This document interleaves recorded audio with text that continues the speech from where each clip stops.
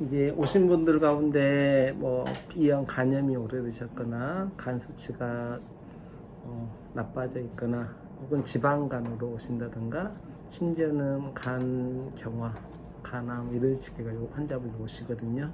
근데 치료하면은 많은 분들이 간 섬유화 수치가 떨어지고 또 간 경화 뭐 이렇게 간이 좀 딱딱해져 있는 것이 좀 부드러워졌다 이렇게 말씀하신 분 계시고, 분명히 지방간이 있었는데 한 1년 만에 다시 검사했더니 지방간 어디 갔어요 이런 분도 계시고, 사실 주류의학에서는 간 경화도 좋아질 수 없다, 가역적으로 돌아가지 못하고 비가역적이다 하고, 지방간도 똑같이 생각하는데 지금 이제 선생님도 그 간 섬유화 수치가 7.2에서 3.3으로 좀 많이 호전되신 거잖아요. 네. 그러니까 이제 이렇게 좋아지신 분들이 나오실 때 이게 이제 어떻게 생각하면 딱 좋아지는 시점이 있어요. 이게 무척 장기간인 분도 있고 빨리 오신 분도 있는데, 좋아지는 시점에 얘를 더 좋게 만들어야 되는데, 이제 그러면 왜 간이 단순히 뭐 간염이 있든지 혹은 간염이 없든지 간에 왜 간이 섬유화가 되고 딱딱해지고 또 경화로 이렇게 진행하느냐, 이것을 막을 방법이 없을까? 그러니까 제가 지금 하고 있는 치료는 수액 치료라 이런 치료인데, 집에서 이제 할 수 있는 방법을 추가를 하면 이게 훨씬 더 호전이 빨라져요. 가속화되는 거예요. 그래서 지금 이제 그거 설명드리려고 하는 건데, 정말로 간단한 두 가지 원칙만 지켜주시면 빨라진다는 건데, 하나는 간염이 있어서 간이 공격을 받고 있을 때 간염을 도와주는 원군이 있어요. 그 원군을 어떻게 커트해주면 되는데, 그 원군은 뭐냐면 간에서 무리하게 일을 하게끔 만드는 물질이에요. 쉽게 말하면 환경 오염 물질이나 독소라든가 혹은 첨가물 이런 걸 말하는 거예요.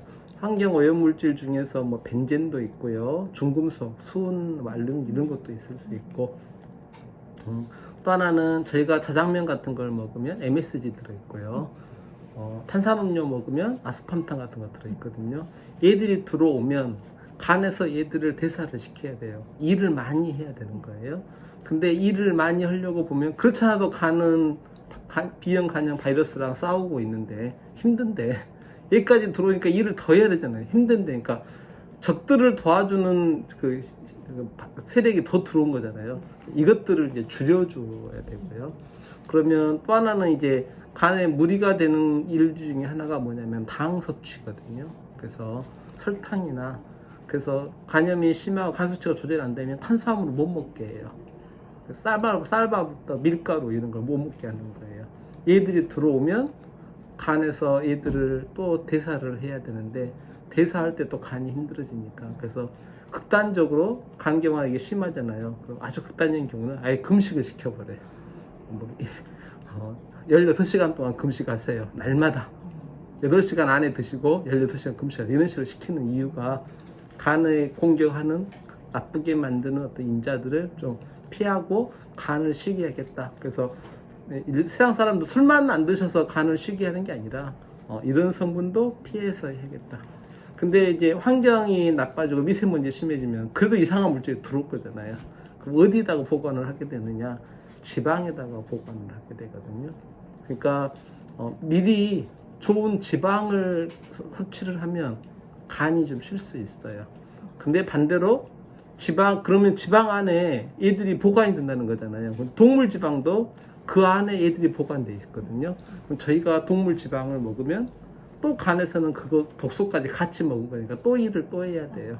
그래서 육식성 지방을 좀 피하시고, 거기는 이제 안 좋은 게 들어있으니까 좋은 지방을 섭취해가지고 몸에 들어오는 것들은 거기다가 일단 보관을 하자. 그럼 간이 좀 쉴 수 있겠죠.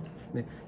그렇게 하려고 보니까 좋은 지방을 드셔야 되는데, 좋은 지방 중에 일단은 제가 선호할 수 있는 것은 4가지를 선호하는데, 하나는 들기름, 그리고 올리브유, MCT 오일, 코코넛 오일.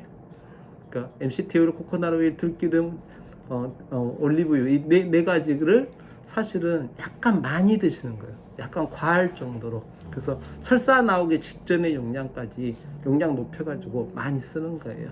그래서 지금 이제 선생님 치료하는 과정에서 간이 좀 나아지기 시작하고 간 수치 좀 좋아지고 컨디션 좋아지는 상태가 됐죠. 여기서 이제 이 좋아지는 속도를 가속화시키려고 그러면 두 가지를 말씀드린 거예요. 하나는 좋은 식물성 오일을 훨씬 더 섭취를 많이 하시라. 많이 섭취하면은 설사 나올 거거든요. 설사 나오기 직전의 용량까지 좀 용량 높여보는 거예요. 그러면 몸 안에 들어와 있을 잔류 유기용제라든가 중국소 같은 게 빠져나갈 가능성이 없잖아 있고요.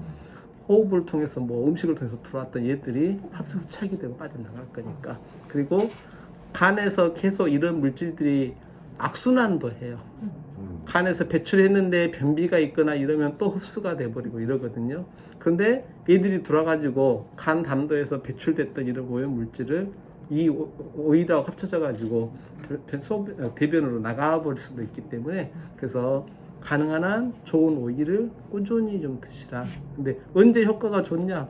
사실은 굶었다가 한꺼번에 음식 드실 때 한꺼번에 드시면 효과가 좋아요. 그래서 저는 설사가 안 하신다 그러면 한 하루에 3-40cc, 큰 숟가락으로 하나가 10cc거든요. 식사 때마다 한 번씩 드시면 10cc 먹고요.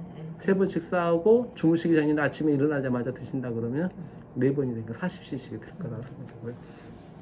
두 번째는 자장면이라든가 그러면 밀가루도 들어왔고 MSG가 들어왔죠. 혹은 탄산음료 드시면은 아스파탐 들어오게 될 거니까 이런 첨가물이 많은 음식, 그리고 튀긴 거, 식용유로 튀긴 음식, 이렇게 치킨 같은 거, 치맥이 극단적으로 해롭죠. 맥주에다가 술에다가 이제 알코올에다가 같이 들어오게 되면 이런 거 피해 주시고, 증상이 빨리 좋아지지 않는다, 호전이 없다 한다 그러면 어떤 기간 동안 당이나 탄수화물을 절대적으로 피해 보는 거. 그러면 그 비어 있는 시간 동안은 에너지가 부족할 수 있잖아요.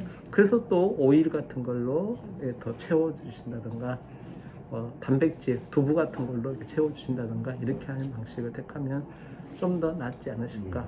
그러고 나면 나중에 또 인터뷰하는 거예요. 간경화 있었는 초기였는데 치료받고 나서 봤더니 이번에 가서 그 검사 반복했더니 간경화가 이제 없어졌다고 했어요. 또 지방간이 있었는데 지방간이 없어졌다고 했어요.